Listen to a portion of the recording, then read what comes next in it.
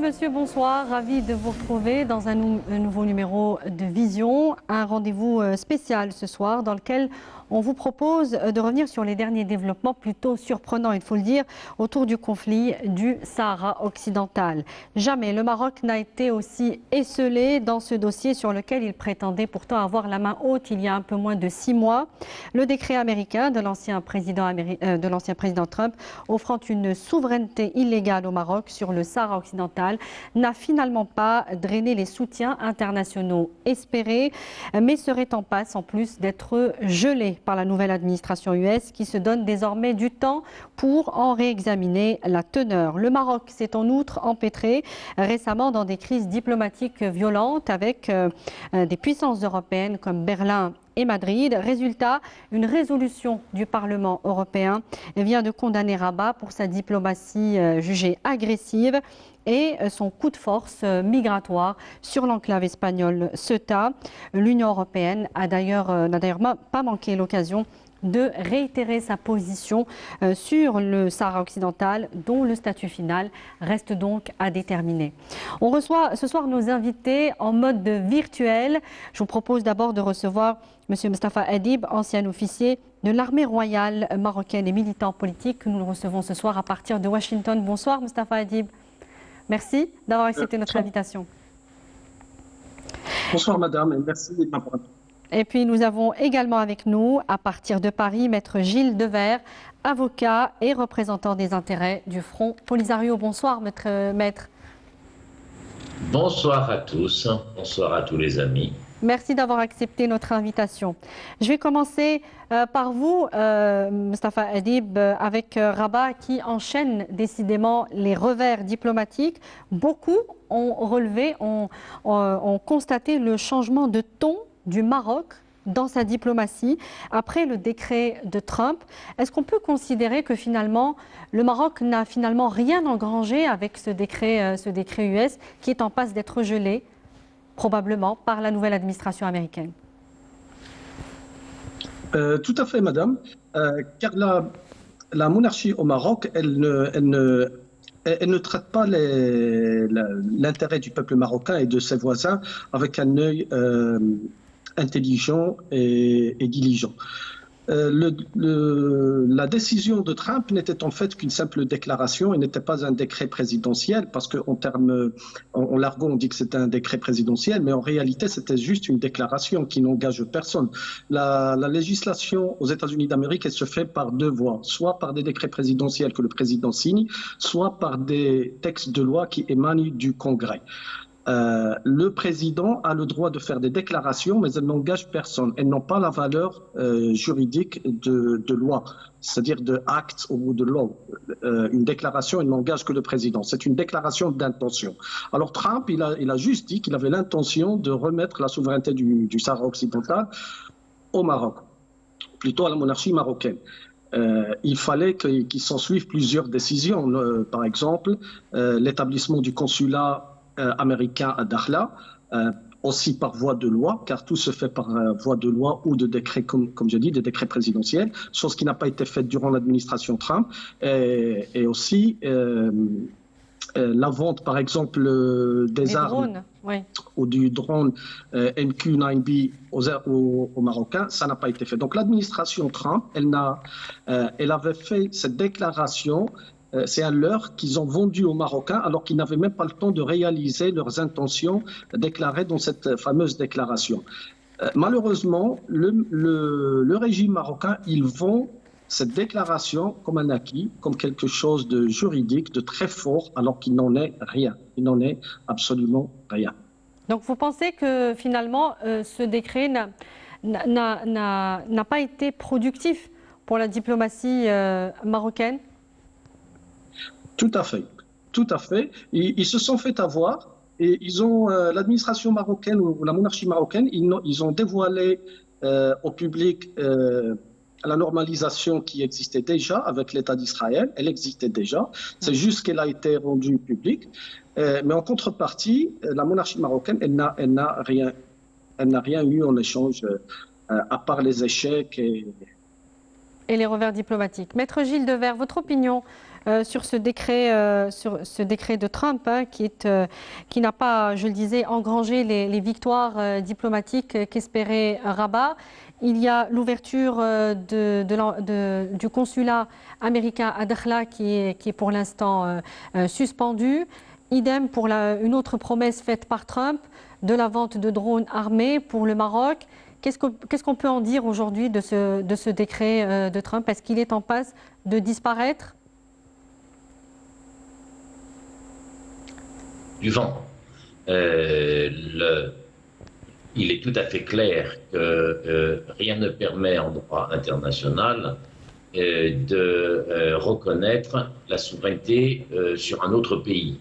C'est quelque chose qui n'existe pas. Voilà, c'est une invention. C'est une première? C'est une première, Maître Gilles Devers? Ah, ben c'est sûr qu'elle va être enseignée dans les universités aux étudiants de première année pour leur dire voilà ce qu'il ne faut jamais faire, tellement c'est ridicule. Ça, c'est sûr, oui. Et je peux vous dire, pour avoir participé aux audiences devant le tribunal de l'Union européenne au mois de février, donc Trump c'était encore tout chaud, que lors de l'audience, qui est une audience sérieuse, hein, eh bien, il y avait la France, la Commission, le Conseil, l'Espagne. Il n'y a personne qui a parlé du décret de Trump, parce qu'on n'était pas là pour perdre notre temps. Et que le Maroc était présent, vu qu'il était représenté par la Comadère et puis par les sociétés de pêche. Lui-même, le Maroc, à l'audience, n'a même pas osé parler de ça. Parce que le juge leur a dit en 2 minutes, écoutez, on est là pour parler des choses sérieuses. Donc, on ne fait pas de la propagande ici. Voilà. Donc, on a construit même pas un château de sable. Je crois que c'est le plus simple, c'est la baudruche. Vous savez, une baudruche, quand on arrête de souffler, elle s'écroule. Voilà. Donc, ça confirme que sur le plan juridique, ce décret n'a pour l'instant, en tout cas, aucune valeur, aucun poids. Aucune. Il faut bien rappeler des choses. Parce que j'entends des fois des choses un petit peu bizarres. On fait des comparaisons avec ceci, avec cela. La spécificité du Sahara occidental, c'est qu'il est inscrit sur la liste des territoires non autonomes. Donc, il a un statut. Et je vois encore un juge en France là, pour une affaire de titre de séjour qui nous dit ah oui, statut contesté, ceci, mais contesté de rien du tout. C'est un territoire non autonome avec la reconnaissance du droit à l'autodétermination. La seule chose qu'on attend, c'est le référendum d'autodétermination depuis maintenant à peu près 40 ans. Mais même s'il faut entendre 20 ans de plus, ce sera toujours un référendum d'autodétermination. Tout le problème, c'est que ça ne va pas être 20 ans de plus, ça va être peut-être quelques mois. Et c'est pour ça que la machinerie marocaine, elle se met un peu en surchauffe. Alors, on lit une forme d'optimisme dans vos propos. On va revenir justement sur le verdict de la Cour de justice européenne au cours de cette émission qui devrait tomber donc, dans les prochaines semaines. Mais avant, je voudrais qu'on revienne justement sur l'attitude du Maroc, Maître Gilles Devers, qui est dopé clairement par, encore une fois, ce deal Trump et qui a décidé de se fâcher, très méchamment d'ailleurs, avec Madrid et Berlin pour imposer ses velléités expansionnistes à l'Europe.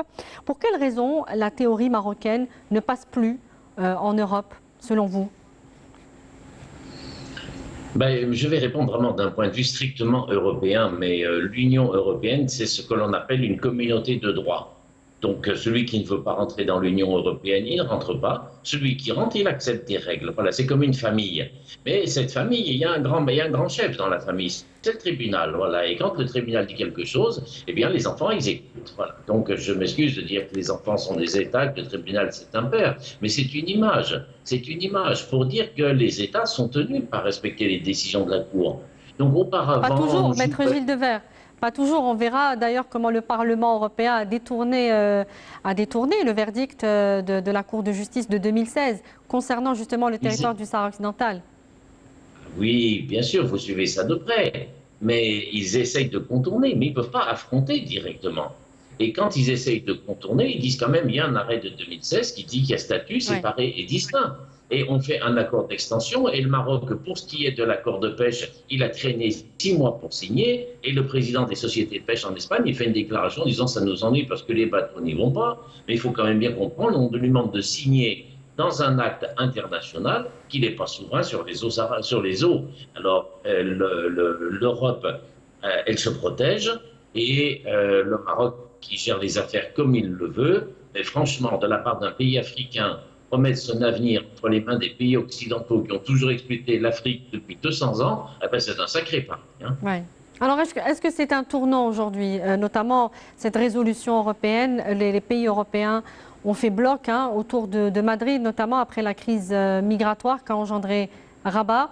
Est-ce que c'est un tournant? C'est une première, en tout cas depuis longtemps, que le Parlement européen n'a pas condamné le Maroc.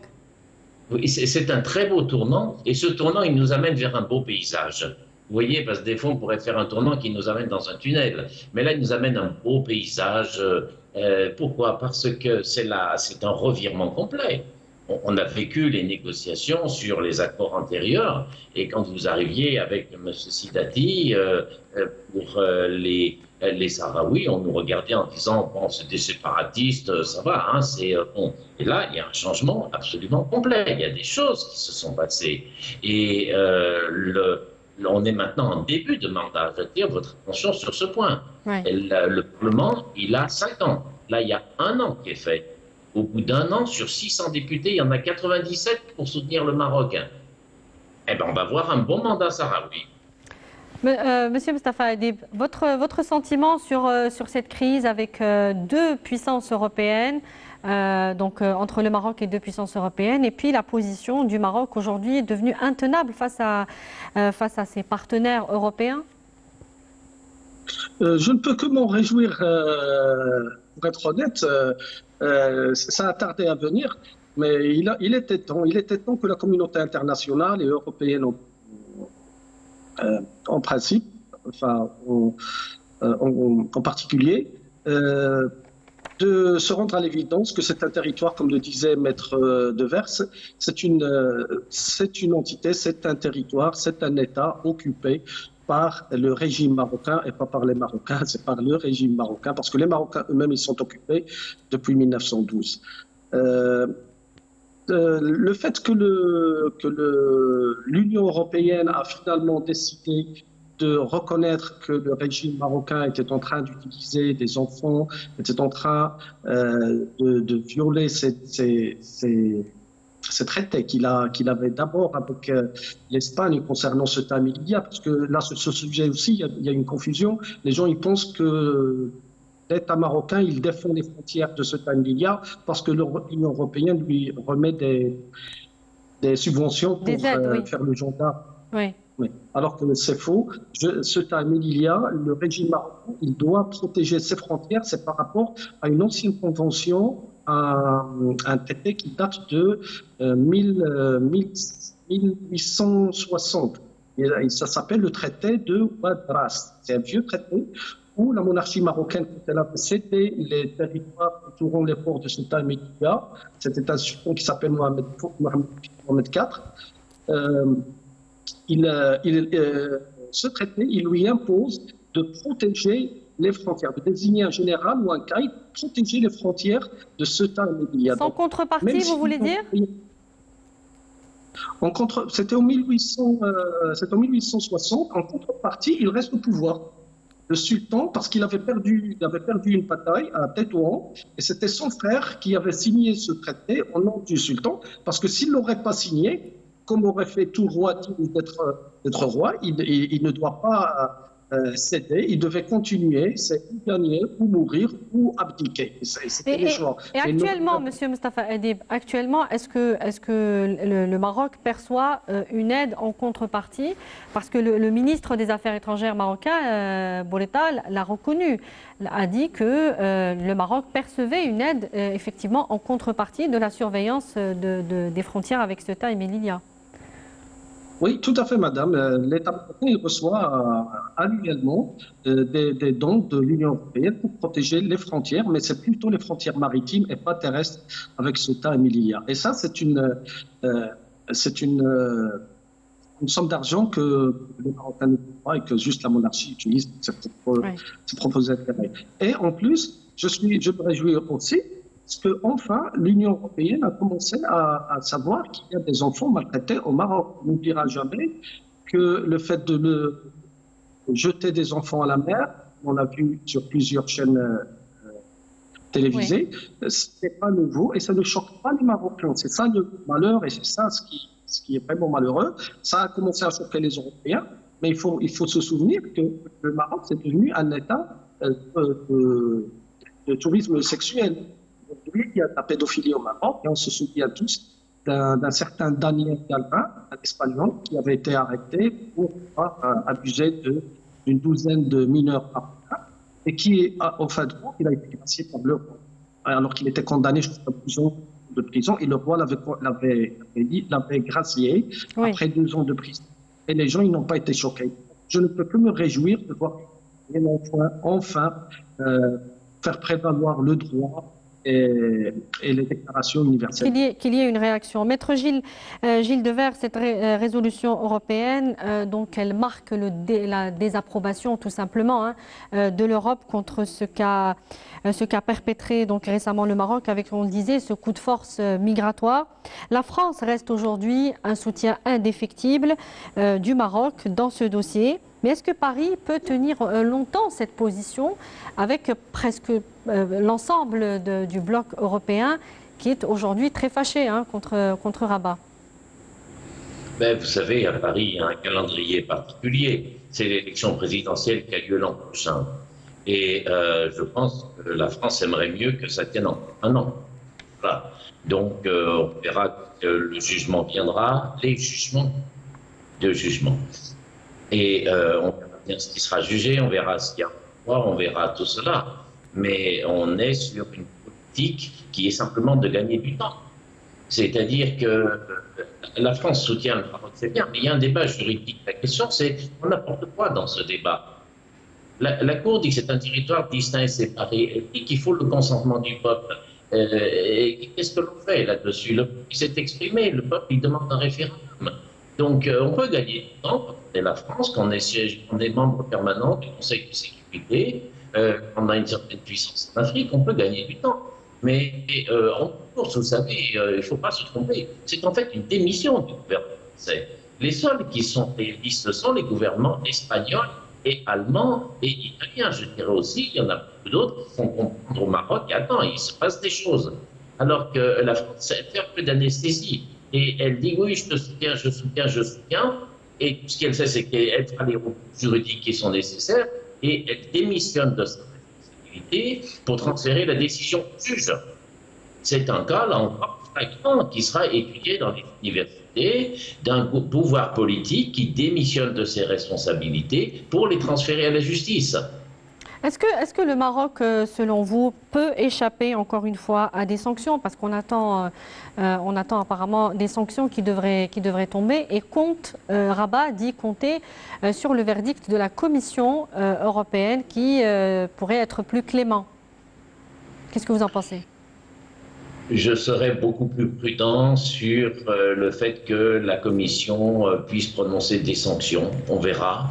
La Commission est un peu en dépendance de l'État français, hélas. On l'a vu plus d'une fois et elle ne tient pas compte de ce qui devrait être sa seule ligne de conduite, c'est-à-dire la même situation, la même prise de position politique pour toutes les situations d'occupation militaire que connaît l'Union européenne. Quand on va parler d'Israël, on dit que les colonies d'Israël en Palestine doivent être démantelées, qu'elles sont contraires au droit international. Et quand c'est pour le Maroc, on dit que la colonisation est pour le bienfait de la population. Donc la Commission doit réagir et cela. Mais ça sera difficile. Les forces de résistance sont très nombreuses.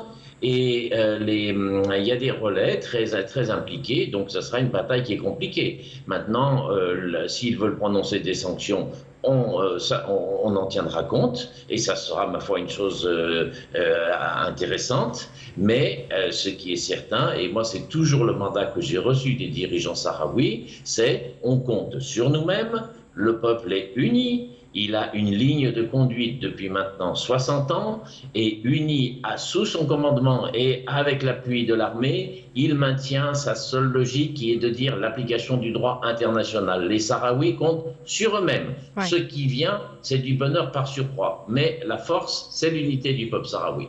Mustafa Adib, on parlait justement de ces accords sur l'immigration clandestine entre le Maroc et l'Europe, l'Espagne en particulier.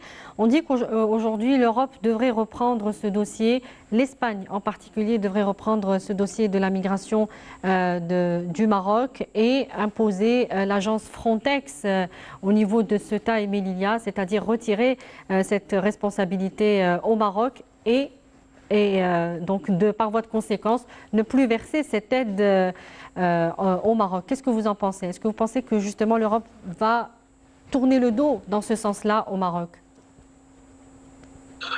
Oui, oui, moi je suis pour que l'Union européenne cesse de remettre de l'argent à la monarchie marocaine pour faire le gendarme, non pas parce que le tour du gendarme est un mauvais tour, mais parce que ce gendarme, il n'en fait rien. Au contraire, il utilise cette question pour faire pression et pour faire du chantage à l'Union européenne. Je voudrais juste revenir entre parenthèses à la question que vous aviez posée à Maître Devers concernant la France. Moi, personnellement, je ne compte pas sur la France pour faire changer quelque chose au Maroc. Aujourd'hui, on voit les gilets jaunes en France qui se font tabasser, qui se font éborgner, qui n'ont plus le droit de parler. Et pire encore, le législateur français est en train de légiférer pour que les gens ne puissent plus prendre des photos des policiers qui commettent ces actes. Donc pour moi, je suis aussi français et donc je ne compte pas beaucoup sur ce que la France pourrait faire. La France, elle a déjà plein de choses à faire à l'intérieur et on a du mal à soulever la tête en France.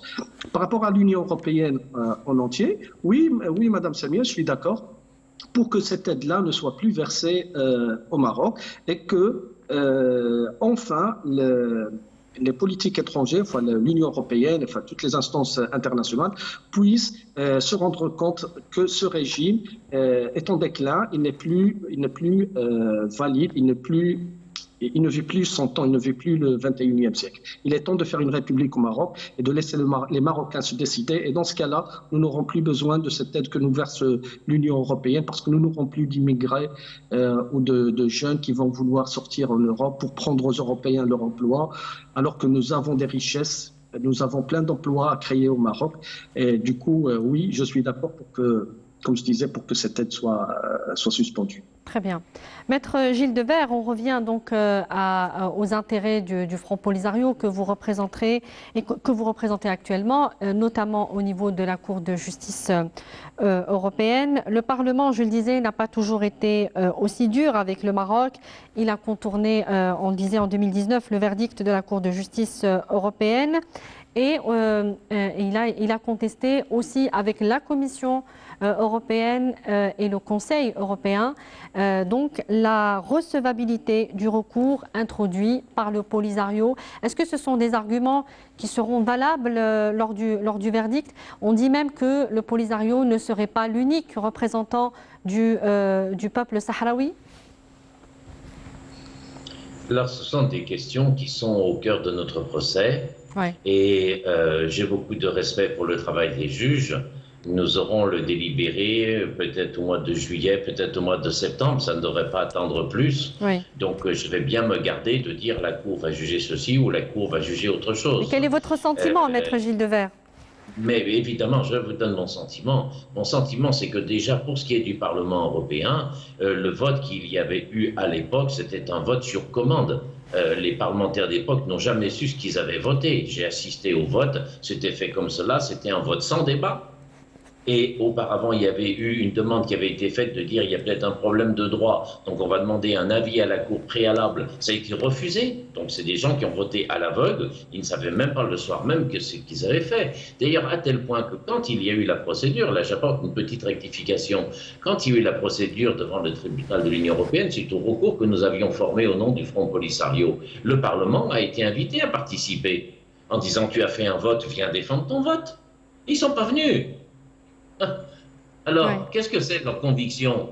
Donc, en fait, vous avez quelque chose qui s'est écroulé à cette époque. Et puis maintenant, les parlementaires qui, en bout de course, prennent le temps de réagir, disent non, il faut voir les choses autrement. Et pour ce qui est du Front Polisario, les critères de recevabilité juridique, nous avons longuement argumenté, plaidé sur ce point.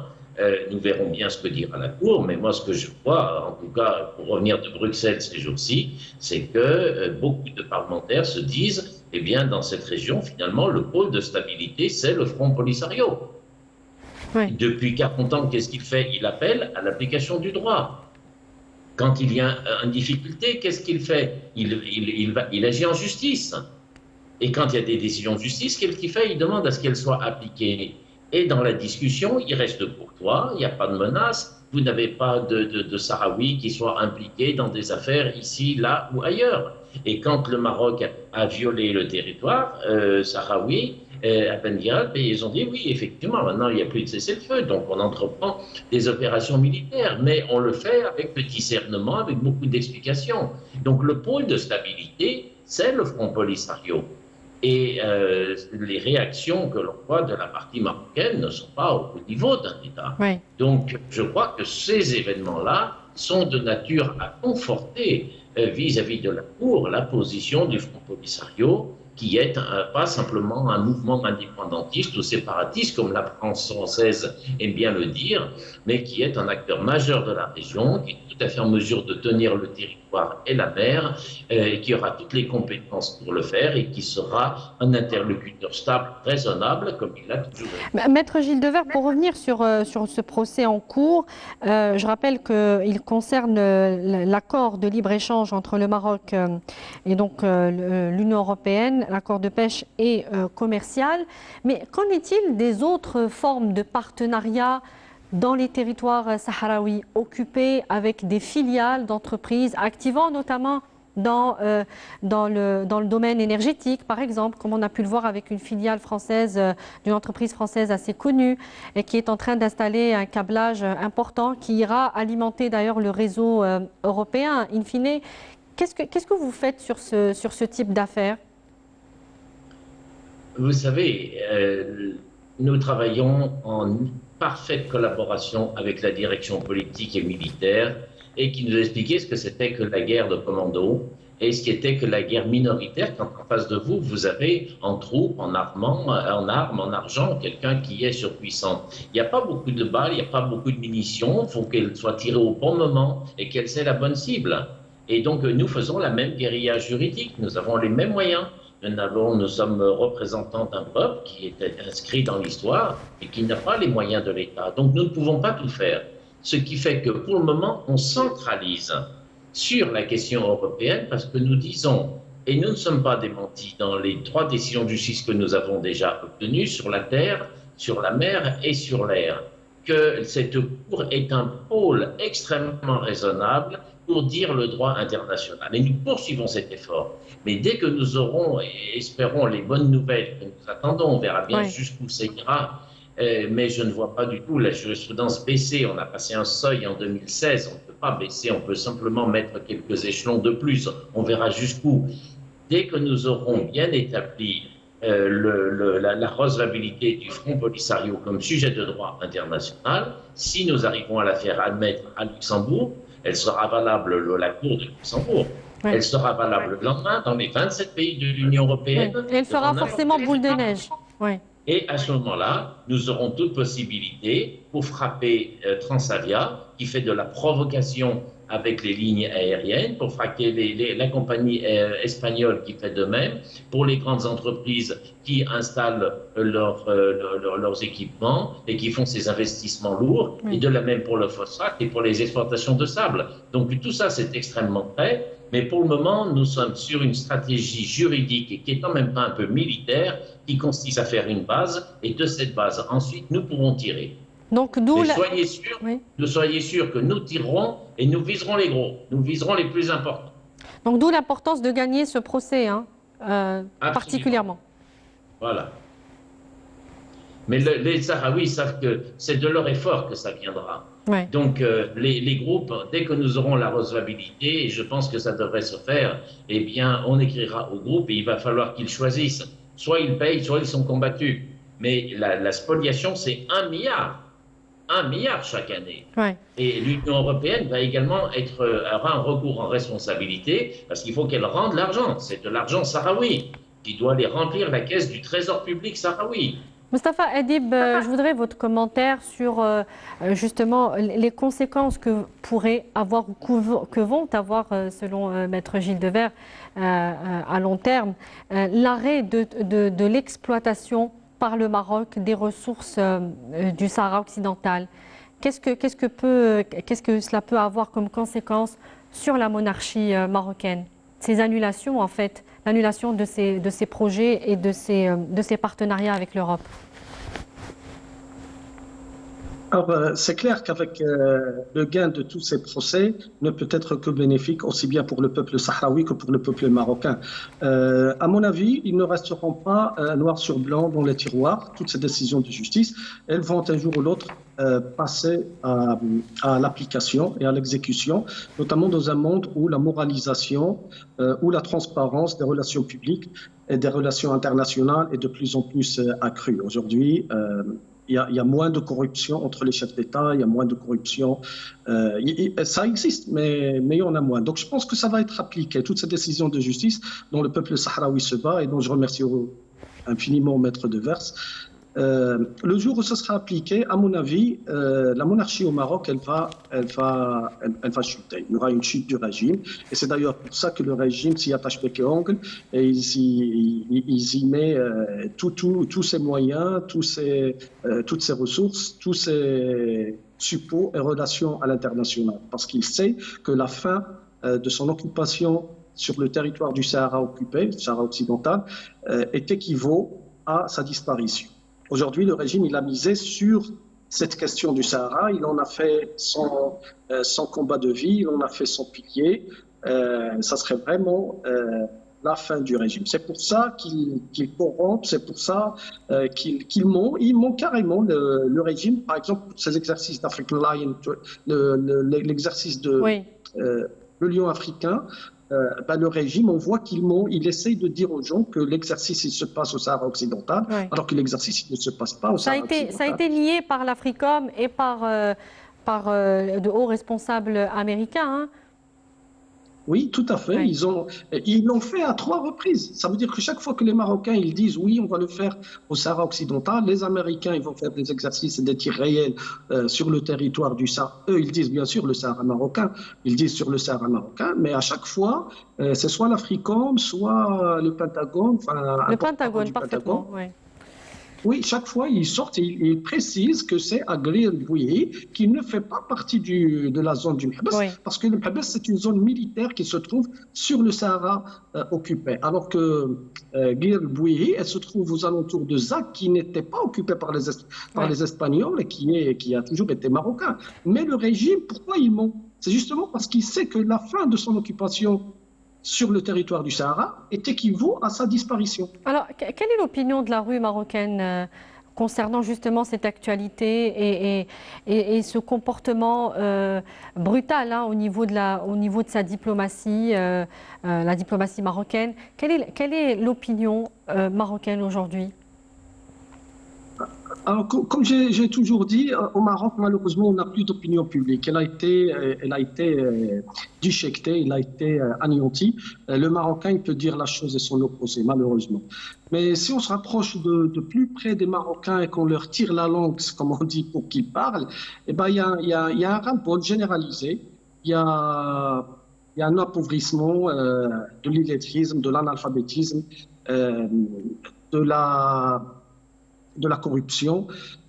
Les Marocains, ils en ont ras-le-bol. Qu'est-ce qu'ils regardent? Ils regardent un régime qui tergiverse, qui recourt à l'enfantillage, qui se tire des balles dans les pieds, un régime qui fait fi du bien-être et de la dignité de ses citoyens. Je parle des Marocains, je ne parle même pas des Sahraouis qui sont sous occupation, et dont le seul but de ce régime est de faire fuir les biens et l'argent à l'étranger. Donc les Marocains, il y a un ras-le-bol généralisé, mais il faut creuser pour pouvoir l'entendre. Oui, elle est inaudible. Vous voulez dire, c'est ce que vous voulez dire, la voix des Marocains est inaudible aujourd'hui? Tout à fait, madame. Et la preuve, ce sont les nombreux journalistes qui sont en prison, dont Omar Radi, Souleymane Reissouni, il y a plein de voix qui ne sont même pas des journalistes, c'est que des citoyens marocains qui parlent, qui veulent juste s'exprimer et dire qu'on en a ras-le-bol, comme Mohamed Boudouh, Mohamed Boudouh, Moul Hanout, puis plein Moul Casqueta, Moul Casque, il y a plein de Marocains qui sont détenus juste parce qu'ils disent qu'on en a ras-le-bol. Alors le Maroc, il est fou en tôle. Enfin, le régime marocain, il est fou en tôle, qu'il soit inaudible, vous disiez, madame, et donc pour dire que tout est beau au Maroc, alors que c'est faux, c'est faux. Il y a un ras-le-bol généralisé. Moustapha Adib, j'aimerais que vous nous donniez des informations, si vous en avez, hein, puisque vous avez été ancien officier de l'armée royale marocaine. Si vous avez des informations donc, qui vous parviennent de la situation sur le terrain, puisque l'armée sahraoui, il ne se passe pas un jour où l'armée sahraoui ne communique pas sur des attaques, sur des bases retranchées marocaines.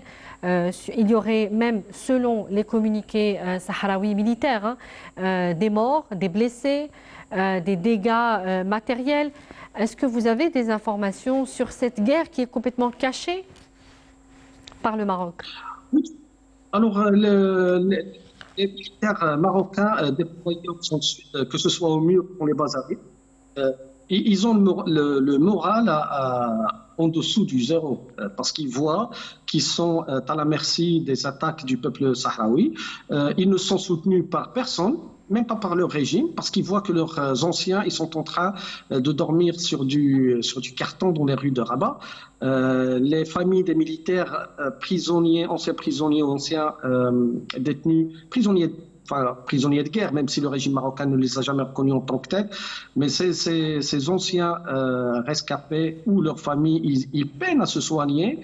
Et donc, il y a aussi un ras-le-bol chez les militaires aussi. Et le fait que les Marocains ont demandé à avoir des drones de nouvelle génération, comme les MQ-9B, je veux juste pour ouvrir une parenthèse pour dire, parce que si les Américains n'ont pas voulu, enfin, ils traînent à sortir le bill, enfin, le projet de loi des tiroirs pour voter cela. Pourquoi? Parce que c'est des drones que les militaires marocains, bien sûr, rêvent bien d'avoir, parce que les pilotes n'auront plus à se déplacer en zone sud, parce que enfin, on appelle zone sud, je m'excuse d'utiliser les termes, parce que c'est les termes. Alors que c'est pas une zone sud, c'est un territoire occupé. Oui. J'utilise les termes de l'armée. Donc, ils les utilisent en Sahara occupé, donc il n'y aura plus de pilotes qui vont là-bas, donc il n'y aura plus de risque. Et donc les militaires aussi de l'armée de terre qui sont déployés sur le mur, ils vont se sentir plus en confiance et plus protégés grâce à ces drones. Mais les Américains ne veulent pas les vendre aux Marocains parce que c'est des armes. Ces drones, si on les fait décoller par exemple de Tanger, elles peuvent arriver jusqu'en France. Si on les fait décoller donc l'Espagne et la France, si on les fait décoller d'Oujda, ils peuvent arriver en Algérie, en Tunisie, par exemple. Si on les fait décoller de Dakhla ou du sud du Sahara, ils peuvent atteindre le Sénégal. Donc il y a un déficit de confiance. J'ai pas entendu. Est-ce qu'il y a un déficit de confiance parce qu'on a vu que le Congrès, dominé par les démocrates, a hésité à vendre ces drones armés, justement parce qu'ils sont un peu trop sophistiqués. C'est ce qui a été dit en tout cas au niveau du Congrès. Tout à fait. Donc, c'est parce qu'elles sont très sophistiquées que les Marocains, les Américains, avant de remettre une arme à un régime instable, c'est un régime instable, c'est un régime hein.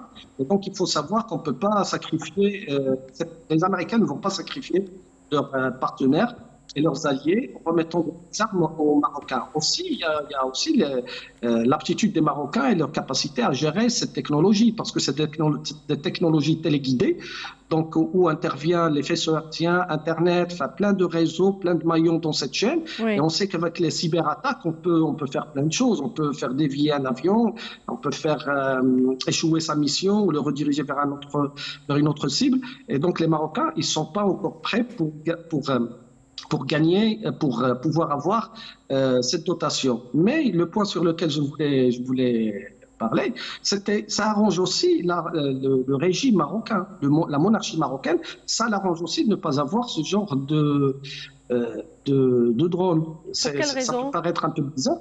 Oui, parce que d'abord, l'intérêt des militaires déployés au Sahara occidental, ça n'intéresse pas la monarchie marocaine.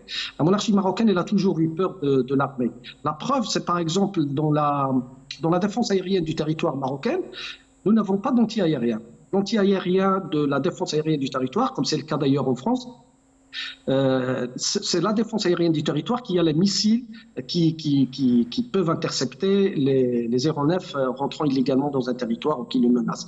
Au Maroc, ce n'est pas le cas. La défense aérienne est une autre entité, mais l'anti-aérien, il relève de l'artillerie, ce qui s'appelle l'artillerie royale. Il y a des groupements d'artillerie royale qui, eux, sont dotés des missiles anti-aériens. Et pourquoi cette séparation des fonctions? Pourquoi la défense aérienne du territoire ne détient pas elle-même les outils pour pouvoir intercepter et faire neutraliser les menaces aériennes? C'est parce que, encore une fois, le roi, il craint et il ne fait pas confiance à son armée. Il faut mieux séparer pour mieux régner. Ça veut dire que si la défense aérienne du territoire regarde détecte grâce à ses radars un aéronef menaçant le territoire marocain, il faut que l'information remonte jusqu'au roi pour qu'elle descende à l'autre unité qui est chargée de l'anti-aérien pour pouvoir lancer des missiles. Alors que si la défense aérienne du territoire détenait elle-même ces missiles ou ces drones, alors ils peuvent les faire diriger vers les aéronefs du roi lui-même. Ça veut dire que quand le roi se déplace dans un avion ou qu'il est dans un château, l'armée pourrait utiliser, quelqu'un dans l'armée pourrait utiliser ces mêmes armes contre le roi. Donc, quelque part, la monarchie elle-même, elle est contente que ce genre de drone n'a pas été accepté pour être délivré en dotation à l'armement. Maître Gilles Devers, j'aimerais qu'on revienne sur l'aspect politique du règlement du conflit du Sahara occidental. Alors, on le disait, le Maroc a essuyé un certain nombre de revers depuis quelques semaines, revers diplomatiques, militaires aussi apparemment, avec les offensives de l'armée sahraoui. Le Maroc va devoir retourner à la table des négociations. Vu que l'administration américaine joue la montre aussi, n'est pas très claire sur sa position, mais en tout cas a appelé au retour de l'émissaire des Nations Unies donc entre le Maroc et le Front Polisario. Est-ce que Joe Biden aujourd'hui, selon vous, peut débloquer la situation au moins au retour des négociations? Je serais assez prudent. Il est certain que la nouvelle présidence des États-Unis n'est plus dans l'outrance de l'ancienne. Oui. Maintenant, les États-Unis ont un poids. Dans quel sens est-ce qu'ils vont l'utiliser? On scrute en disant est-ce qu'il peut se passer ceci, est-ce qu'il peut se passer cela? Mais je n'ai pas encore vu de ligne claire dans les propos de l'administration pour dire qu'il faut pousser au référendum d'autodétermination, libérer les prisonniers politiques. Et c'est la seule chose qui est attendue. Donc on va voir ce qu'il en est de cette administration, mais je dirais que j'appliquerais presque, vous savez, la doctrine, la base de la déontologie médicale. Si on pouvait faire passer le message à Biden, la base de la déontologie médicale, c'est primum non nocere, c'est-à-dire si tu ne sais pas soigner, déjà ne fais pas de mal. Bon, donc que les États-Unis lâchent un peu la pression sur le secteur, qu'ils deviennent un interlocuteur raisonnable, et puis les Sahraouis sauront bien ce qu'ils auront à faire. Mais nous avons vécu tellement de situations de blocage au Conseil de sécurité par le jeu de la France et des États-Unis qu'on ne peut pas dire l'ardoise est effacée et puis maintenant tout va bien aller. Il y a de très grosses difficultés devant et leur rôle est de respecter un peuple. Vous voyez aujourd'hui le Maroc retourner à la table des négociations puisqu'il dit aujourd'hui qu'il ne reconnaît plus du tout cette option de référendum, qu'il veut négocier mais dans le cadre de ce qu'il offre, c'est-à-dire le plan d'autonomie marocain complètement refusé par le peuple sahraoui? Pour négocier, il faut certainement une base et on avait vu tous les efforts, encore les derniers efforts de M. Koller. Et on voit ensuite le blocage qu'il y a, vu que l'ONU n'arrive même pas à désigner son représentant. Donc, dans l'état actuel, c'est un petit peu triste à dire, mais on ne voit pas très bien où se situe la place de la négociation. Ils ont beaucoup misé sur cette déclaration de Trump, donc on sait maintenant qu'elle ne valait rien, et tout le monde attend ce que va dire l'Union européenne, parce que si l'Espagne, l'Allemagne et la France basculent, évidemment, là, il va se repasser quelque chose. Donc, pour le moment, ben, chacun reste raisonnable. Et je voudrais bien souligner sous ce plan de la négociation que parmi les consignes qui m'ont été données par la direction sahraoui, c'est toujours de ne pas attaquer le Maroc. Nous n'avons fait aucune procédure contre le Maroc, on a attaqué des actes européens. Il y a actuellement un procès devant la Cour africaine qui est à faire au propos des États qui n'ont pas joué leur rôle au moment de l'entrée, au moment d'attitude politique du Maroc. Mais il n'y a pas de procès contre le Maroc. Et il faut le terrain pour la discussion. Et je peux vous dire, on peut chercher, on n'a jamais fait de rien qui va dans ce sens. Oui. Comment l'expliquer, Maître Gilles Devers? Comment expliquer que le Maroc soit inattaquable comme ça sur le plan judiciaire? Ben, il est attaquable parce que actuellement il y a quand même des opérations militaires. Mais la consigne qui était donnée, c'est effectivement qu'il y a deux peuples et que ces peuples ont un besoin de pouvoir négocier à tout moment. Oui. Et que de ce point de vue-là, le procès pouvait être un obstacle. Donc nous avons trouvé d'autres choses à faire et on pense que couper l'argent européen sera très efficace, permettra de sauvegarder la relation avec le peuple marocain.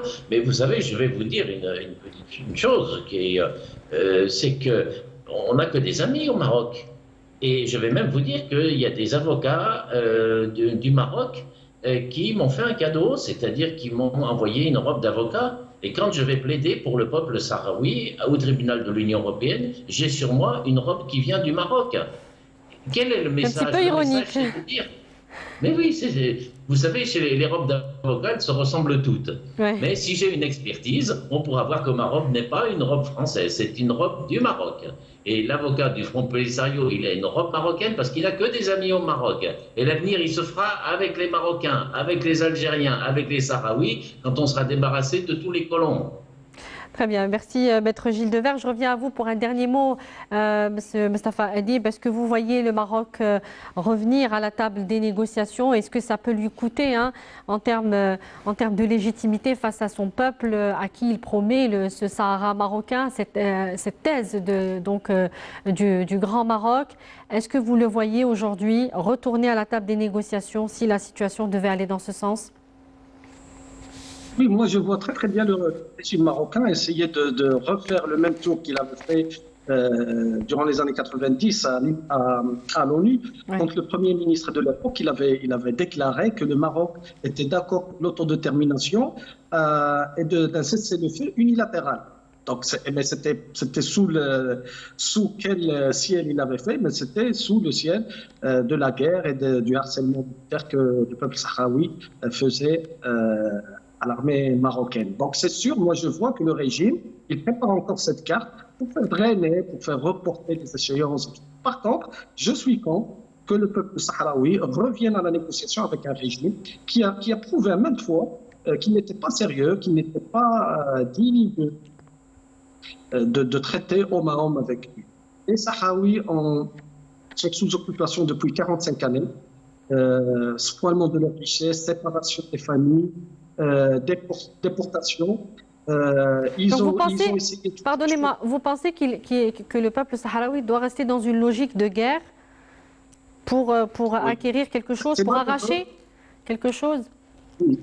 Oui, c'est malheureux de le dire. Il y a personne qui veut la guerre parce que ça fait des orphelins, ça fait des décès, ça fait des veuves de part et d'autre. Mais le régime marocain, c'est comme tout régime dictatorial, on ne peut s'en débarrasser que par des sacrifices. Ouais.